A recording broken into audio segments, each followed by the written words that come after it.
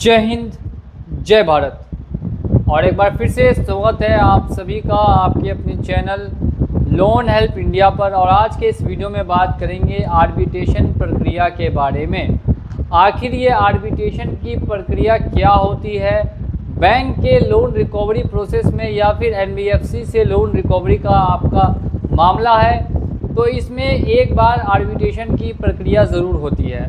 और ये आर्बिट्रेशन की प्रक्रिया से आप कैसे बच सकते हैं, क्या कारण है कि बैंक चाहता है कि वो आर्बिट्रेशन करे, और भी कई सवाल और जवाब आज को आपकी इस वीडियो में मिलेंगे।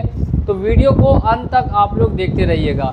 सबसे पहले बात करते हैं आर्बिट्रेशन के बारे में कि ये आर्बिट्रेशन नाम जो शब्द है इसका क्या मतलब होता है। मध्यस्थता।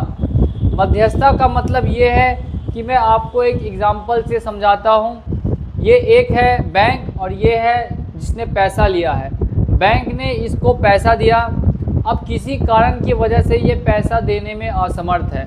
जब ये पैसा देने में असमर्थ होगा तो बैंक क्या करेगा कि अपने द्वारा आपको एक नोटिस भेजेगा कि आपके साथ हम आर्बिट्रेशन की प्रक्रिया करेंगे। और आर्बिट्रेशन की प्रक्रिया में तीसरा आदमी जो है वो निष्कर्ष निकालेगा। अब वो तीसरा आदमी होगा ये आर्बिट्रेटर जिसे हम कहते हैं। अब ये देख सकते हैं यहाँ पे मेरे हाथ में एक बैंक है और एक वो है जिसने पैसा लिया है, और ये है तीसरा आदमी आर्बिट्रेटर। अब आर्बिट्रेटर को कौन नियुक्त करता है, यानी कौन बताता है कि आर्बिट्रेटर कौन होगा, तो ज़्यादातर बैंक ही आपको बताते हैं नोटिस के द्वारा कि हमने आर्बिट्रेटर को अपॉइंट कर दिया। अब आप खुद सोचिए, जब बैंक आर्बिट्रेटर को अपॉइंट करेगा तो आर्बिट्रेटर हमेशा बैंक के हित में ही फैसला लेगा। इस बात को हमेशा आपको याद रखना है। और अब समझते हैं कि आर्बिट्रेशन की प्रक्रिया दो तरीक़ों से होती है। पहला जो तरीका है वो है ऑफलाइन ऑफिस में आके, और दूसरा तरीका है ऑनलाइन जूम पर मीटिंग बुक करके। अब आपको इन दोनों में से अगर किसी भी आर्बिट्रेशन की प्रक्रिया में भाग या हिस्सा नहीं लेना है तो ऐसे में आप क्या क्या कर सकते हैं, क्या क्या उपाय आप अपना सकते हैं। सबसे पहला उपाय तो ये है कि आपको क्या करना है, बैंक को या आपने एनबीएफसी से लोन लिया है तो उसको एक नोटिस भेज देना है कि आप इस आर्बिट्रेशन में हिस्सा नहीं ले सकते। और इसमें पहला कारण ये देना है कि आपका जो उन्होंने आर्बिट्रेटर चुना है उस पर आपको विश्वास नहीं है, वो ट्रस्ट के लायक नहीं है, आप उस पर विश्वास नहीं कर सकते, वो एक तरफा फैसला करेगा, इस वजह से आप आर्बिट्रेशन में हिस्सा नहीं लेना चाहते।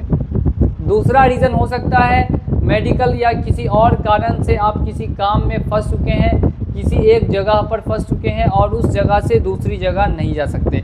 ऐसे में क्या होगा कि वो आपके लिए ऑनलाइन अपॉइंटमेंट बुक कर देंगे। अगर आप ऑनलाइन अपॉइंटमेंट में भी नहीं आना चाहते हैं तो ऐसे में फिर डायरेक्ट आपको उनको बताना होगा कि आपको आर्बिट्रेशन की प्रक्रिया के बारे में बिल्कुल भी जानकारी नहीं है, आप नहीं जानते कि इस प्रक्रिया में क्या होता है, कैसे होता है।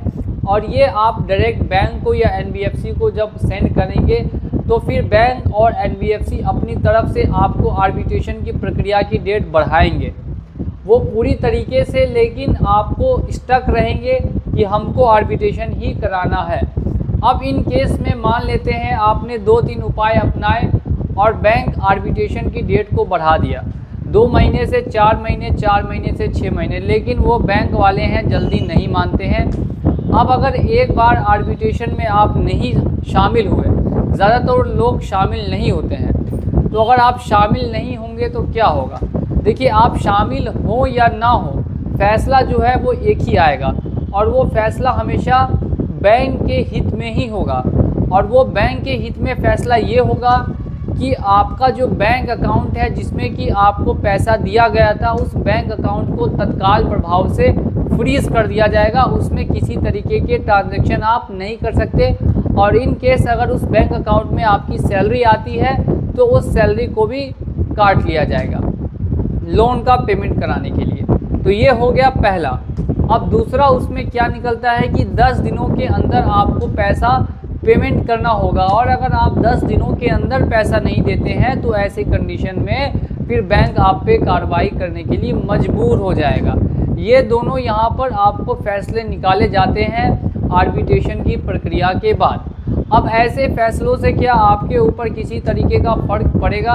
तो बस आपको ध्यान ये रखना है कि आपका जो बैंक अकाउंट आपने प्रोवाइड किया है उस बैंक अकाउंट को फ्रीज़ करवा दिया जाएगा।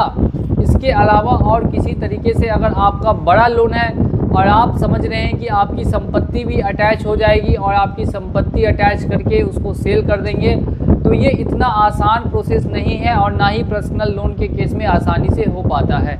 और अगर आपको ज़्यादा जानकारी चाहिए या आप आर्बिट्रेशन की प्रक्रिया में हिस्सा नहीं लेना चाहते हैं और आपके पास नोटिस आ चुका है और आप हमें संपर्क कर सकते हैं ऊपर दिए गए व्हाट्सएप नंबर पे अगर आप उसका जवाब भेजना चाहते हैं तो।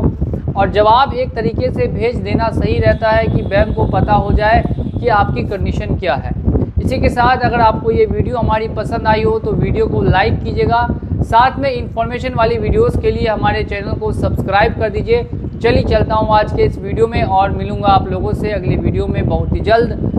जय हिंद, जय भारत।